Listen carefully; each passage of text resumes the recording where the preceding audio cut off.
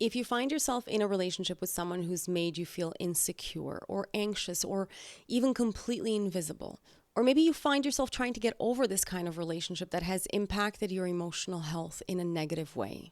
Let's talk about the dynamic behind this, because what we know on this channel is that this is not about the other person as much as it is about you and about the patterns that were imprinted into your subconscious and into your nervous system very early in your life. And when you're not aware of these patterns and are able to analyze them and understand how they work, well, they end up running on repeat on a continuous loop throughout your life. And rather than helping you attract good and steady relationships, they just help you pull in more emotional pain. So here are 3 signs that perhaps you're not attached to the person in particular, but rather to the discomfort that this person creates inside of you. Hi, I'm Madalena, and this is You Reclaimed. Around here, we talk about the emotional patterns that keep us stuck in relationships that we already know are not good for us, so we can finally choose differently and build lasting connections that feel safe and that bring positive outcomes into our lives. Stick around, because the last sign I'm going to give you, number 3, this is the one that I personally think is the most important, and it's one that I've personally experienced every single time I've been involved in a relationship that was based on my own trauma patterns inside of me rather than anything positive the relationship brought into my life. Wait, did you subscribe yet? I have a lot more to share, and I'd love to have you here for it. It really helps my channel grow, and I appreciate it so much. Sign number 1 is that you don't really feel seen in the relationship, but you keep trying harder anyway. And this usually happens for one of 2 reasons, and often it's a combination of the 2. The first part of this issue of being accepted and seen is that the other person doesn't actually like you at your core. They might like things about you. Maybe you bring value to their life in some way. Maybe you have a big circle of friends and your presence gives them access to that broader social network. Or maybe you validate them and you make them feel good about themselves. Or you bring financial stability into their life, which is understandably very important. But when it comes to who you are deep down, your values, your quirks, your personality as a human being, the little things that make you you and that set you apart from all the other people on this planet, the other person is not truly drawn to you for those things. And that always shows up eventually. It starts as subtle disapproval, and then eventually it grows into criticism, and you start to feel like parts of you are being judged or rejected all the time.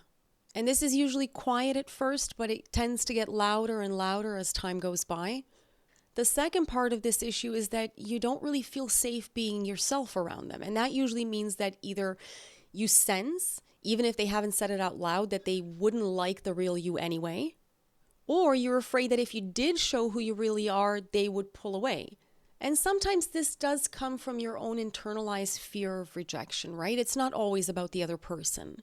Other times it's because your body just knows that something about this dynamic is not intrinsically safe at its core. And isn't safe doesn't have to be that the other person is violent or mean or narcissistic. It could just mean that it's not safe for you to show yourself because you feel that if you did, you would be rejected. But often those 2 things go hand in hand. A person not really liking you for who you are and you instinctually knowing that, because when you're hesitant to reveal yourself, it's either that you're afraid that you're not enough for the other person, or it's an instinct that this person won't accept you for who you are. Either way, the result is pretty much the same. You stay hidden and you start to feel more and more alone in the relationship.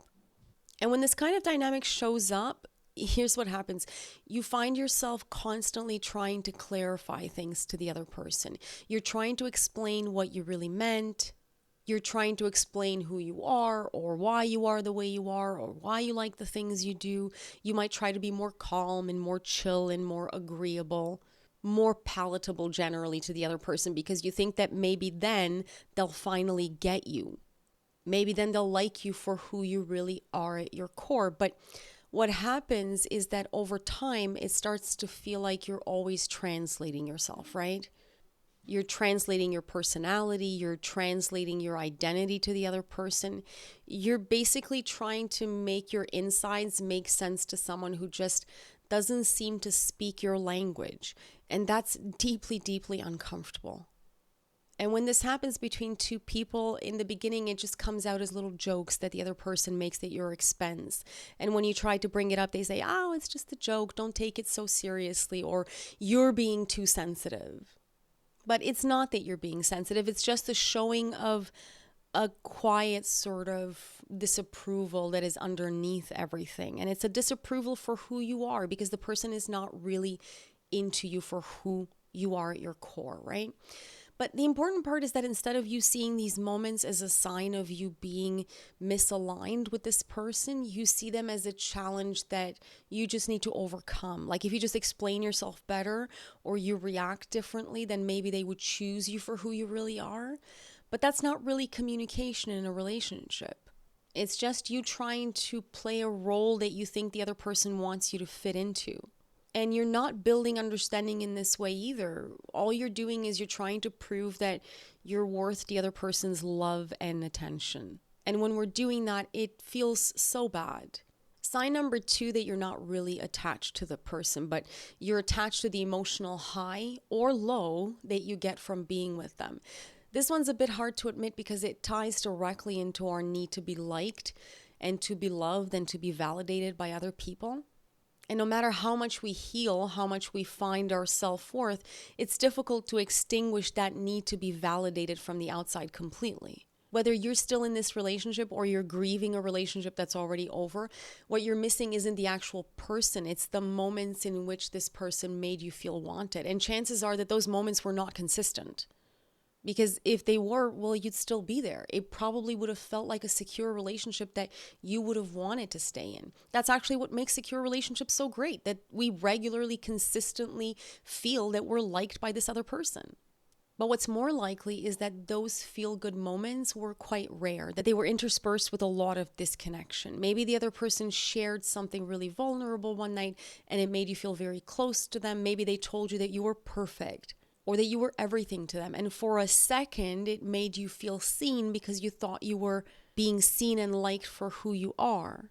But then those moments disappeared because, well, they were fleeting. And you stayed hooked waiting for these moments to pop up again. And because they were the only moments when you felt truly good, when you felt validated, you started to replay them over and over again. That's what makes this dynamic feel so magnetic.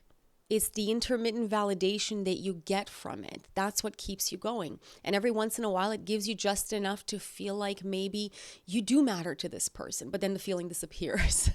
And that terrible cycle creates a chemical pull, a dopamine spike that makes it feel like love, even when it's mostly just pain. But if you grew up in a kind of environment that felt similar to that, where love and safety sort of came and went, your nervous system already learned how to chase that feeling. And so you're already really good at that.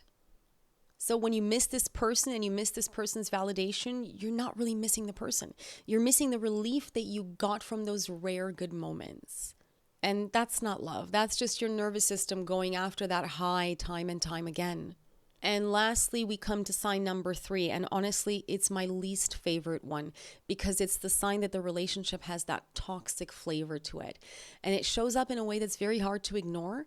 But it's very easy to convince yourself that it's not a sign of anything that has to do with this other person.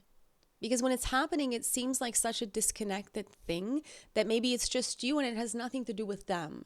And it's that your body is on edge around this person. There's a general kind of malaise, a low-level discomfort that you can't quite shake. This is the kind of relationship where your nervous system just can't seem to settle.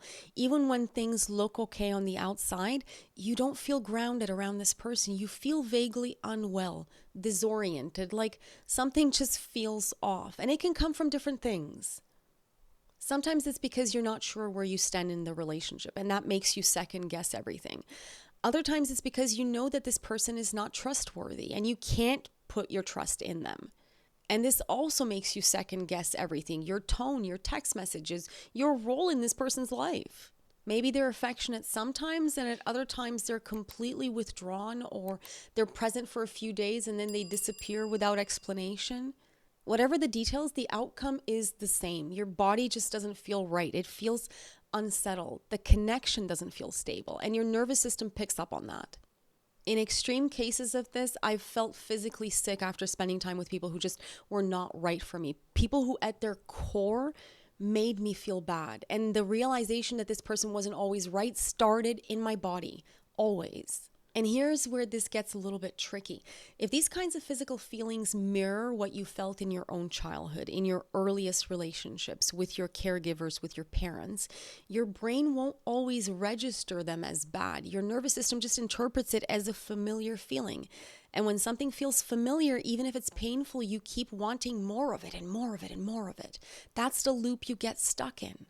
Your body is telling you that this is a dangerous situation or this is a bad situation, but you're interpreting that as just intensity or as chemistry, as something that you want to keep going after. But when it's mostly bad, when the connection comes from a bad place, it's because that spike of emotion is a spike of adrenaline. It's your nervous system becoming dysregulated in the presence of someone that you don't actually feel safe with. And that isn't the kind of connection where you feel drawn to someone because they feel right. It feels like you're drawn to them against your own will, and your body knows it before your mind even reaches that conclusion. So what do you actually do with all of this? Well, you start by asking different questions. You ask not, why do I miss this person? Or why do I continue seeing them if you're still involved with this person? But instead, you ask yourself, what do I get when this person finally shows me love, shows me affection, spends time with me? Because that's usually what's at the core of it. You're looking for that feeling that you get, that reinforcement that you're enough in this relationship, that you're enough for this person, that you're valuable to this person. But you craving that validation is not the same as having a connection. That feeling comes from a familiar need that was probably imprinted into you from your own childhood, from your own upbringing. When you stop chasing the validation from another person, something shifts because it leaves space for you to step in there and to give yourself that validation that you're trying to get from another person. And it's that feels safe and real and steady and in the best possible way. If any of this sounds familiar, if you've been stuck in this kind of relationship yourself, let me know in the comments. I want to hear your story. And if this video helped you connect the dots for yourself, consider subscribing so we can keep doing this together.